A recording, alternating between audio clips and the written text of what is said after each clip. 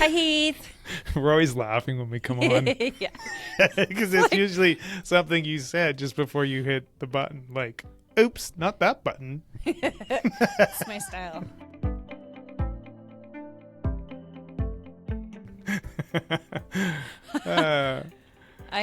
But I think that's how we always interact, Heath. Anytime I come in for you to take pictures or to brainstorm or whatever, we always start with laughing first. Best medicine. I think it's so important for any conversation. It is. There needs to be laughter. You can find laughter in any conversation. I remember you did a maternity photo shoot. I was pregnant with my younger son, who's now 11. We've known each other that long or longer. It's crazy. But we were doing years. like the most ridiculous, like, I don't even know. There were chickens and I was laying on the ground and like... We had chickens. We had so much fun. There was one that wanted to be part of everything. The rest could care less. And That I was one like, chicken what is wanted this to be. chicken? Oh my God. She always wanted to be part of everything we did. That's so Very funny. vocal about it too. But anyways. That was funny. I forgot about that. Thanks for reminding me about that. That was fun. We always have a fun time. Likewise. And it's likewise. You guys bring that energy too. You do too, for sure. It's probably why I was able to talk you into doing this podcast with me. Yeah, probably. Because I would have probably gone, is this going to be fun or not? Oh, it's going to be fun. Okay, I'm in. Check. I'm in. Check. Yeah. But in all the years you've known me, I've always been a mortgage broker. That is correct. That is correct. And just this year, I have decided to make a big change. So I'm hoping to chat with you about it a little bit today, because after spending the last 8 months building a business, writing a business plan, building my confidence too, and networking, I'm finally ready to launch my new business. I'm really scared. It's a big step. It's a big deal. I'm saying it out loud right now, and like the amount I've been talking about it, like I'm super excited. But this is it. I'm ready. Yeah. So I thought maybe we could talk a little bit about it today. For our like 3 or 4 subscribers on YouTube so far.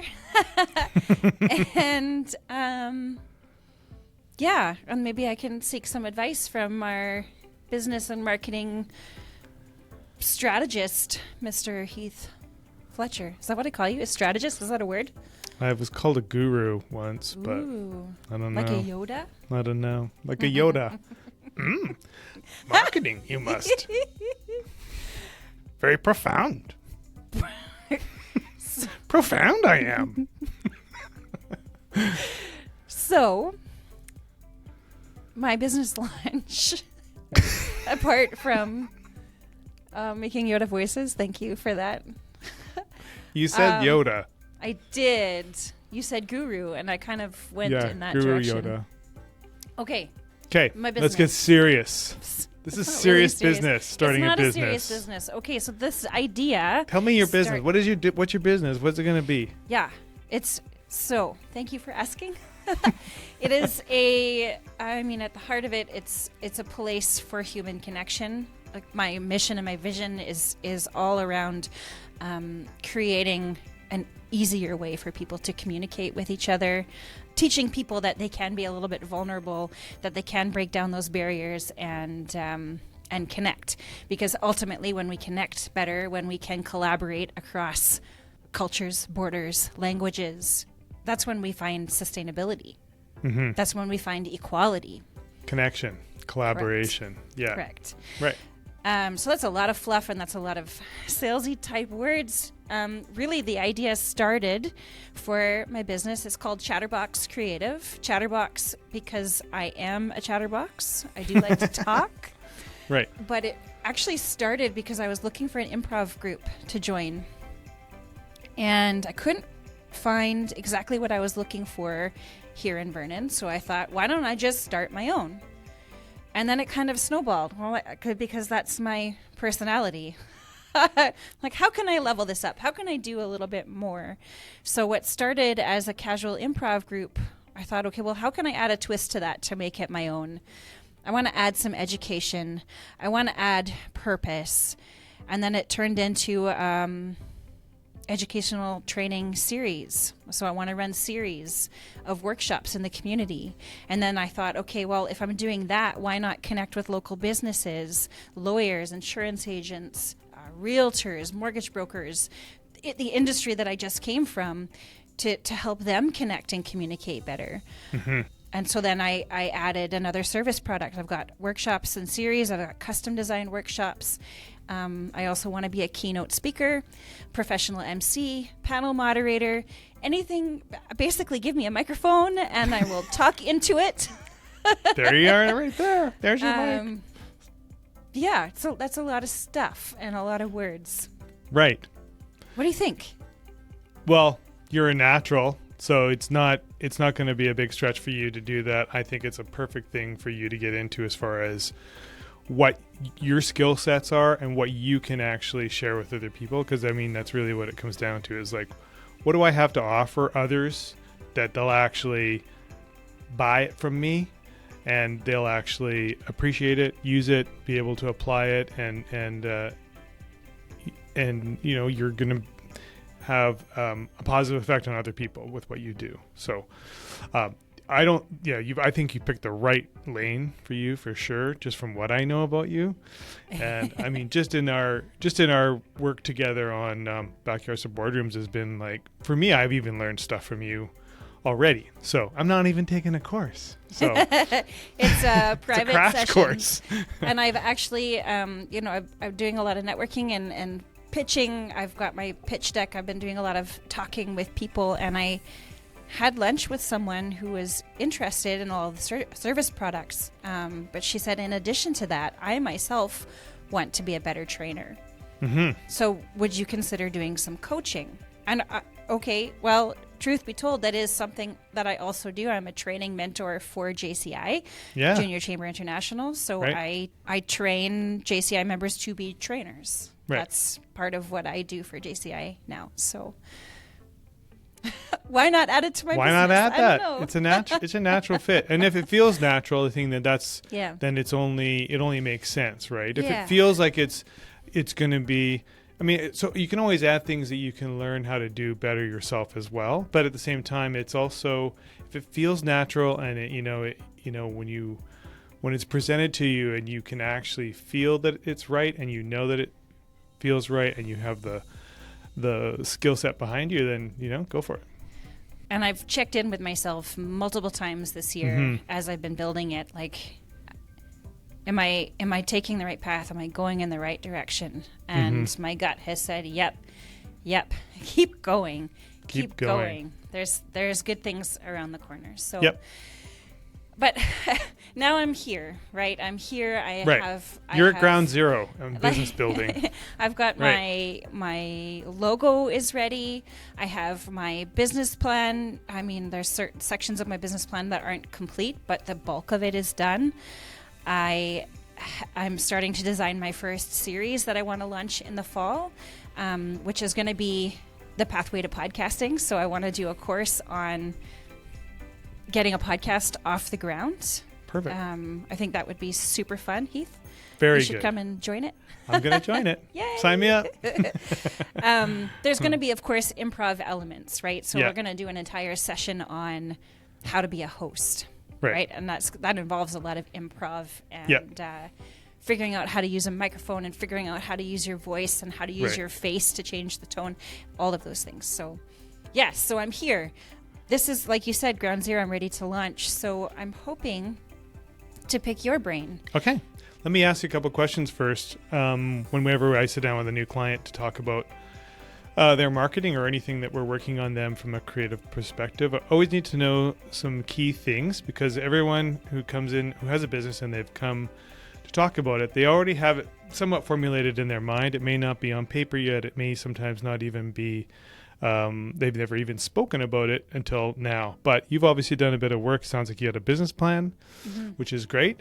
So I won't assume. I'm just going to ask you if you are clear about what your unique selling proposition is. And if you're not sure what that means, it means it's what it is that you're offering in your industry or profession that separates you from all the other people that do something similar?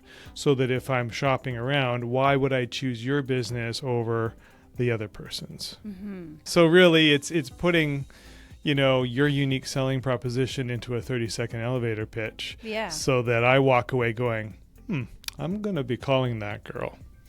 Well, I think, if we rewind back to the very beginning of this podcast, I kind of did give you a bit of an elevator pitch. You did. I'm not sure if it told me who you were selling it to. I'd have to go back and listen to it. But let's talk about that then. Let's talk about who your target audience is. So who are you aiming this business at?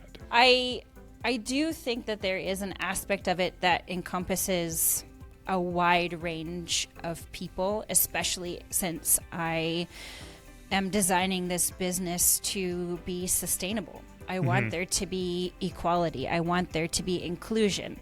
I want this to be accessible to all different types of people. And so specifically for the workshop series that I want to run, those are going to be local series that are going to be available for public registration, improv classes for the most part, with an educational twist. And I will announce those themes as they come. But this first one, like I said, is about podcasting. I don't know how many people I have spoken to that have said, yeah, I've had this podcast idea in my brain. I just haven't really known where to go with it or where to start or what steps I need to take. This is where I shine. This is where I can help. I'm not here to help grow audiences. I'm not here to help do promotion, but to build a really professional, consistent, concise structure and get it off the ground so you feel good about it. That's what this series is about. Improv classes. As far as custom workshops go, I'm really targeting business culture. So we're including entrepreneurs in there, also business professionals, like I've listed off earlier, lawyers, insurance agents, real estate agents. You're absolutely right. Like just about anybody would be interested in learning some of these things, right? And then they are usable in their businesses, day-to-day life. It doesn't really matter if you're wanting to become a trainer or a podcast. Being a great podcast guest is also a great skill to understand, right? If you want to not necessarily do your own podcasting, but being guests on other people's podcasts. And that's cool too, because we're interviewing, 20 or 21 different people for Backyards to Boardrooms. Yeah. We've only had 3 guests so far. They've all been great. Yeah, really they've good. Clearly done this before or have spoken to audiences or people before about their business. But great point. And it's helping, that understanding of getting the atmosphere and like you said, is learning how to be a host is making other people feel comfortable in the setting. And so that they can be open and share and they don't get overwhelmed and forget what they wanted to say or get to the point to what they were trying to reach. But I think those are really valuable. You did speak about international stuff, like you have this local side of your business, but you also have this global side of your business. So how are you going to differentiate between what you can take on the road and what you're going to do locally? The series improv classes type stuff is going to be a lot harder to take on the road because those are going to happen over a longer period of time. And those are primarily in person, would they be? Yes. Yeah. Okay. Yeah. So I guess that's another aspect. So the international part is more custom workshops designed for connection, and that's especially important because I want us to be able to connect across cultures, borders, and languages. And so therefore I need to be talking to people across cultures, borders, and languages.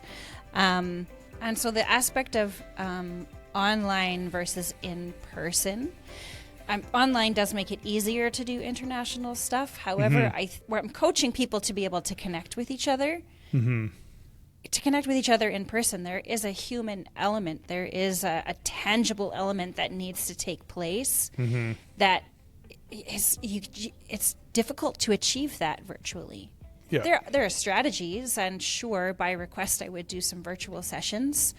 I'm not going to say no to opportunities, but I do think that there is value to in-person.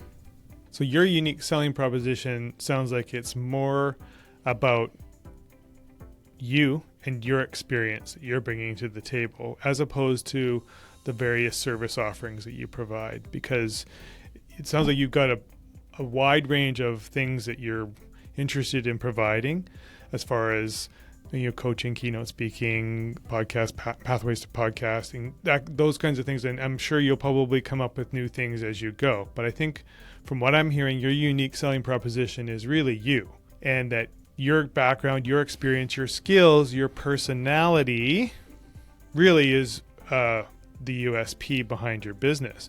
Now, if we take a second here and we talk about business goals, right? So you're talking about a business that is, when we're looking at it that way, you're very much, the business is all about you. Now, if you have any business goals that are about growth or expansion, or about being able to do more, then you're talking about something else. You've got your unique position and skill sets, but how do you take this business and grow it, if that's one of your business goals? It may not be. One of your business goal may be to grow to a certain size and stop there and do as much as you can do and work as much as you want to work. But what are your goals around the business? There's a few elements to that you brought up. Number one, and I've chatted with my husband about this, if I'm teaching people to connect so that they can collaborate better and we can create sustainability, then I'm working myself out of a job. I'm giving people the tools so that they can take this and do it themselves. Right. That's the first part, is that, yes, to start out, it is about me and my ability to connect, but I want to teach people to be able to do it so that we do have a more collaborative society in the end. But, in addition, as well. Yes, and as well, I don't know everything. I don't have all of the knowledge. Surprise! There is an element of absolutely where I see opportunity for experts to come in and provide their expertise, their knowledge. For example, I want to run a series on Dungeons and Dragons and gameplay. I think that there's such a cool space. I've only played Dungeons and Dragons a few times, and I've gone completely off. Like, I have sparkle bombs, and my dwarf's name was Buttercup, and I was just like completely kooky. But how cool is it that you can make up this character and influence the gameplay with the way that you play the game, the way that you improvise, the way that you allow yourself to come up with ideas and enact those ideas. You can infuse some sort of personality into that character, right? So that being said, I don't know enough about Dungeons and Dragons to actually run a series. So this would be an opportunity to collaborate with experts, to bring experts in and share that knowledge. So that's kind of where I want to grow, is to be able to provide these series through collaboration. I don't know if it's financially sustainable, but we're going to find out. So coming back to, so now you just add another layer, the Dungeons and Dragons thing. So coming back to the big onion, being the sole business owner, you do have to be conscious and aware of solo burnout. Any freelancer will tell you that if you're doing it all, you got to really pace yourself and surround yourself with a great network of support teams, whether that's bookkeepers and accountants, or lawyers, or IT people, or people to help you with marketing and things like that, whatever that is. But remember that being a solopreneur can be very exhausting, and you're a mother and a wife, and you have other responsibilities too. So you got to make sure you keep that work-life balance in check. I love that. So the advice you've given me for my startup, number one, is develop the pitch, right? Your unique sales proposition. You called it a USP. USP. It's a unique selling proposition. So USP. Target audience, growth, pace yourself. Understanding your business goals for growth. And make sure you're surrounded by a great support system. Great support system, a really Right. solid network, which is what this business is all about, collaboration. So Yeah. I'm Yeah. really excited. The only thing I would add to any of that is that you've already got your logo and your name in place, which is awesome, by the way. I super love it. Thank you. I'm including it here. There it is. I see it. All of this stuff that we've been talking about, sometimes we talk about branding, and branding sometimes gets confused with what your logo is, or what your color is, or what fonts you're using. And it is those things, but it encompasses a whole lot more. It encompasses everything that you're talking about. It encompasses the USP, your website, your socials, your brand, your logo, your colors, your personality, your deliverables, your customer experience. So it's everything. Your brand is what you're developing, and it encompasses every aspect of your business. So I just wanted to add that is that what you're building right now is your brand experience for your future customers. Beautiful. Thanks for letting me share that, Heath. Thank you for the advice today. You're welcome. And, I am confident that you will be a massive success. Thank you. I'm very excited. I'm very nervous, but keep an eye out for Pathways to Podcasting. That'll be my first series, and then we'll see what happens in the new year. Maybe Dungeons and Dragons. I've never played Dungeons and Dragons. Gosh. Yes, Okay. I'd be like Deal. a total D&D virgin. Would be so much. How many people have I talked to that are like, I really want to play the game? So for my friends I'm who in. know D&D, I will be contacting you. Okay, thanks, Heath. I'm going to shut this show down. Bye, Sue. Bye.